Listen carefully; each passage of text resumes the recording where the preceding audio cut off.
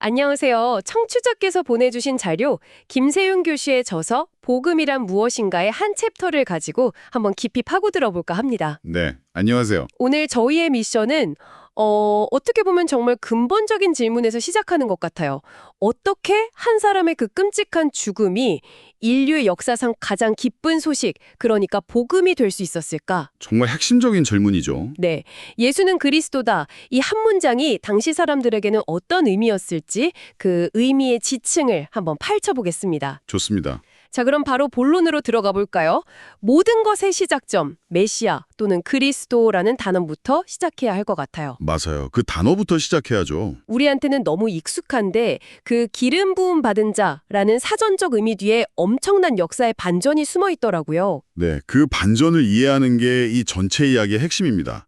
원래 구약 시대를 보면요, 메시아라는 말이 그렇게 특별한 단어가 아니었어요. 아, 그랬나요? 네, 그냥 왕이나 제사장처럼 하나님이 어떤 특정 임무를 맡기려고 지목한 사람, 일종의 직책명 같은 거였죠. 그냥 직책명. 심지어 이스라엘 사람이 아닌 페르시아의 고레스 왕도 이스라엘 백성을 해방시키는 역할을 했기 때문에 성경에서는 그를 하나님의 메시아라고 불러요. 잠깐만요. 페르시아 왕거제 메시아라고 불렸다고요? 네, 이사야서에 그렇게 나옵니다. 와, 이건 우리가 보통 생각하는 세상의 유일한 구원자라는 이미지랑 완전히 다른데요? 그렇죠. 마치 뭐랄까 오늘날 우리가 아무한테나 영웅이라고 부르다가 정말 시대를 바꾼 단 한 사람에게만 그 칭호를 붙여주는 것처럼 그런 변화가 있었던 건가요? 오, 정확한 그동비다. 바로 그런 변화가 일어났어요.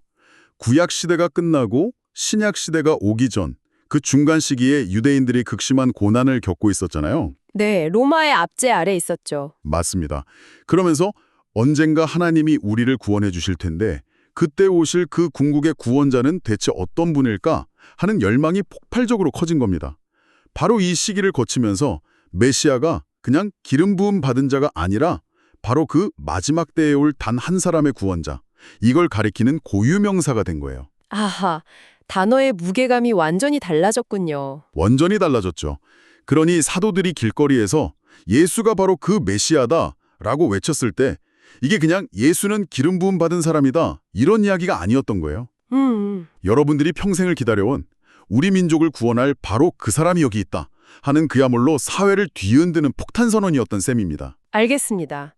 사람들은 정치적이고 군사적인 영웅을 기다렸는데 예수는 전혀 그런 모습을 보여주지 않았단 말이죠.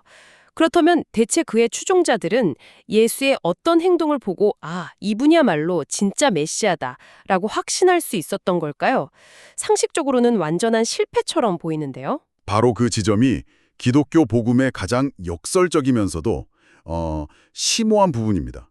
사람들이 기대했던 메시아의 행위는 당연히 로마 군대를 몰아내고 다윗의 왕국을 재건하는 거였죠. 네, 그쵸. 하지만 예수가 보여준 결정적인 메시아적 행위는 군대를 일으킨 게 아니라 바로 십자가에서 죽는 것이었습니다. 잠깐만요. 가장 중요한 메시아로서의 행동이 죽음이었다고요? 네, 바로 죽음이었습니다. 아니, 이건 구원자의 모습과는 정반대잖아요. 보통 영웅서사는 죽음의 위기를 이겨내고 승리하는 건데. 맞습니다. 모든 기대를 그냥 뒤엎어버리는 거죠. 사도들은 예수의 죽음이 실패가 아니라고 봤어요. 오히려 가장 위대한 승리자, 구원의 행위였다고 선포했습니다. 승리요? 네, 왜냐하면 예수가 싸운 상대가 로마라는 외부의 적이 아니었거든요. 그보다 더 깊은 적, 인간을 근본적으로 무너뜨리는 죄와 죽음, 그리고 그 배후의 사탄 세력과 싸웠다는 겁니다. 아, 그의 죽음은 이 보이지 않는 적들과의 전쟁에서 이기기 위한 뭐랄까 결정적인 작전이었던 셈이죠. 하나님과의 깨어진 관계를 회복시키기 위한 대가를 치른 행위. 신학자들은 바로 이 예수의 죽음과 부활 전체를 묶어서 그리스도 사건, The Christ Event라고 부릅니다. 흥미롭네요. 눈에 보이는 제국이 아니라 인간 내면의 제국을 무너뜨렸다. 그런데 여전히 좀 궁금한 게 죽음이라는 사건이 어떻게 죄를 해결하고 관계를 회복시키는 힘이 되는 걸까요? 그 작동 원리가 쉽게 와닿지는 않거든요. 그건 당시 사람들에게도 마찬가지로 어려운 질문이었을 겁니다. 그래서 사도들이 이 심오한 원리를 설명하기 위해서 사람들이 이미 잘 알고 있던 구약 성경의 이미지들을 빌려와서 설명하기 시작했어요. 이미지요? 네, 일종의 그림 언어 혹은 메타포를 사용한 거죠. 아, 그러니까 눈에 보이지 않는 영적인 현실을 익숙한 그림을 딱 보여주면서 자, 예수님의 죽음은 바로 이런 그림이야 라고 설명했다는 거군요. 맞습니다. 훨씬 효과적이었겠죠? 네, 그랬겠네요. 자료에서 핵심적으로 다루는 4가지 그림이 있습니다. 첫 번째 그림은 속죄 제사예요. 속죄 제사. 당시 유대인들한테 제사는 죄를 해결하는 가장 익숙한 방법이었거든요. 동이물의 피를 흘려서 죄를 씻거나 덮는 거죠. 사도들은 예수의 죽음이 바로 그 제사의 완성판이라고 설명했습니다. 우리가 받아야 할 하나님의 심판과 저주를 예수가 대신 짊어지고 죽었다는 거예요. 대신. 네. 그렇게 함으로써 하나님과 우리 사이를 가로막던 죄의 장벽을 허물어버렸다. 그래서 값을 치르고 우리를 해방시켰다는 의미로 속량이라는 단어를 사용하죠. 아, 첫 번째 그림은 빚을 청산해 줬다는 약간 법적인 이미지에 가깝네요. 맞아요. 죗값을 대신 치러줘서 우리를 자유롭게 만들었다. 그런데 자료를 보니까 여기서 그치지 않고 우리한테 새로운 신분을 주는 훨씬 더 긍정적인 측면도 있었다고요? 네, 맞습니다. 그게 바로 두 번째 그림, 새 언약을 세우는 제사입니다. 새 언약. 이건 단순히 죄를 없애는 소극적인 차원을 넘어서는 거예요. 언약이라는 게 계약 관계를 맺는 거잖아요. 네. 예수의 죽음은 하나님이 우리랑 새로운 가족관계, 새로운 백성이라는 계약을 맺기 위해 흘린 피라는 겁니다.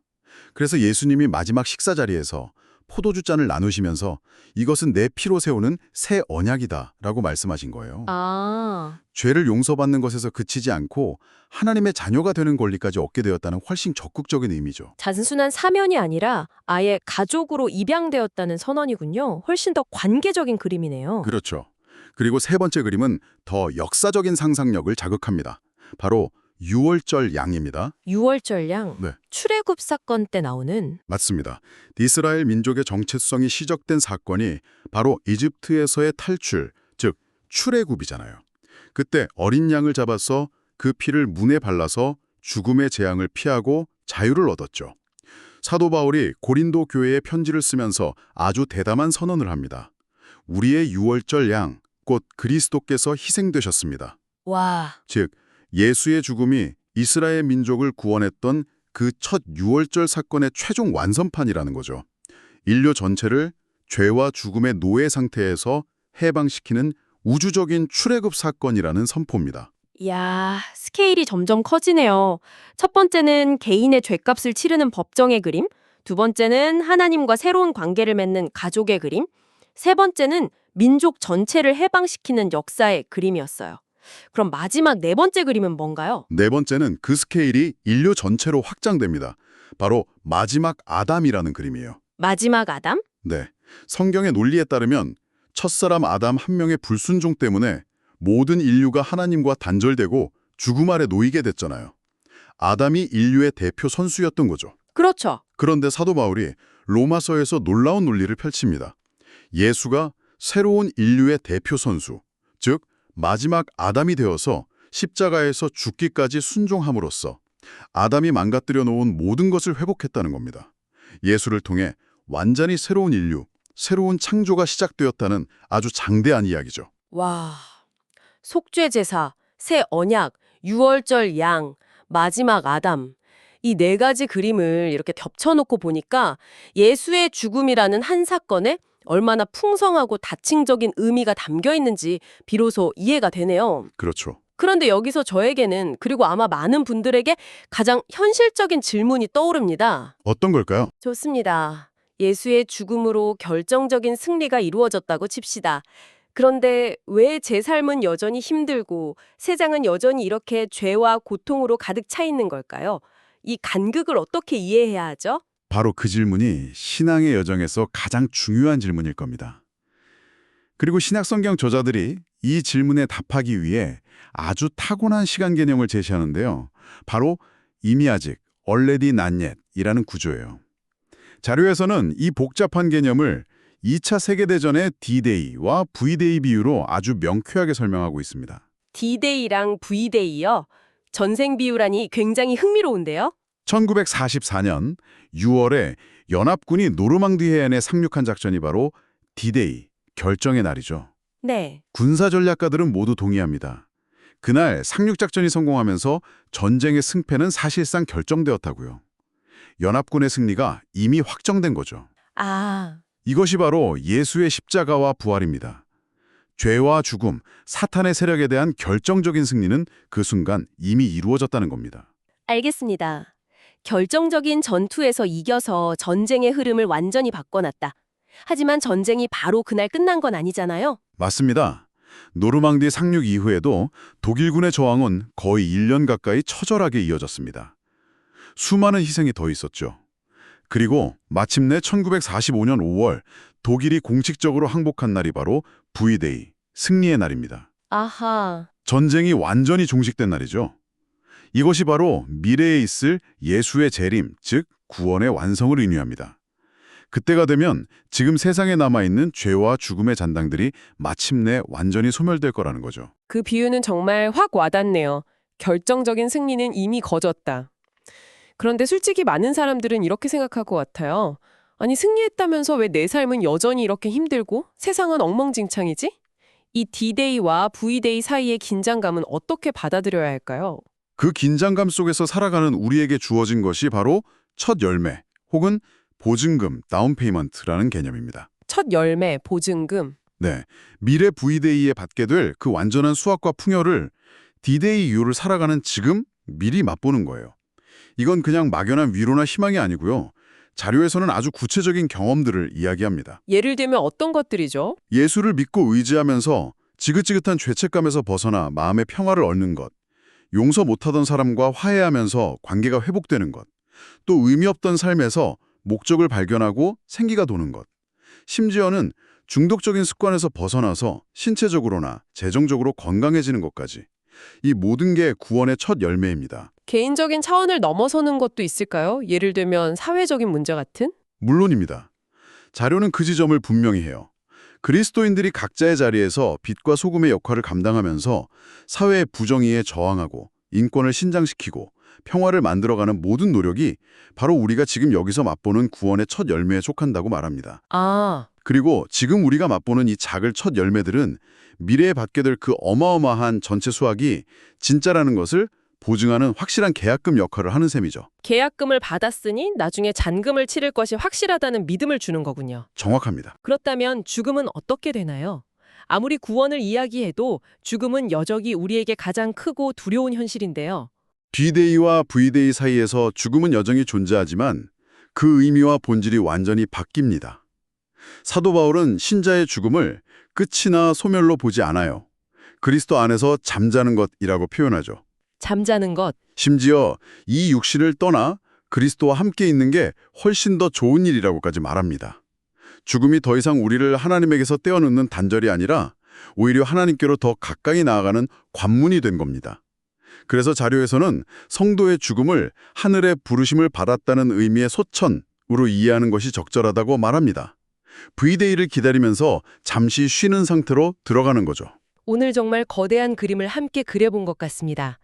메시아라는 한 단어에서 시작해서 모두의 기대를 뒤엎은 예수의 죽음이 어떻게 구원의 핵심 사건이 되는지 4가지 그림 언어를 통해 입체적으로 살펴봤고요. 네, 그리고 D-Day와 V-Day 비유를 통해 이미 승리했지만 아직 끝나지 않은 이 시대를 살아가는 우리의 현재 위치를 분명히 확인했네요. 이 모든 논의를 관통하는 단 하나의 동력이 있다면 그건 인간의 노력이 아니라는 점을 꼭 기억해야 합니다. 아, 자료에서는 내어줌이라는 표현을 쓰거든요. 이 모든 구원은 하나님이 자신의 가장 소중한 아들을 우리를 위해 십자가에 내어주셨기 때문에 가능했다는 겁니다.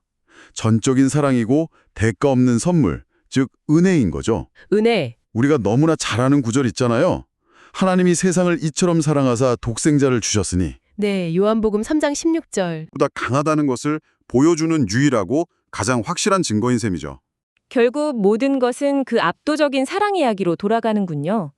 오늘 우리가 살펴본 자료는 믿음을 통해 얻는 구원의 첫 열매가 단지 개인적인 마음의 평안을 넘어 우리가 발 딛고 사는 이 사회에 정의와 평화를 만들어가는 것으로까지 이어진다고 말합니다. 그렇다면 청취자 여러분께 이 질문을 마지막으로 던져봅니다. 이미 승리가 확정된 D-Day와 아직 완성되지 않은 V-Day 사이, 이 긴장과 가능성의 시간 속에서 여러분 각자의 삶의 전투 현장에서 맺을 수 있는 사회적인 첫 열매는 무엇일까요?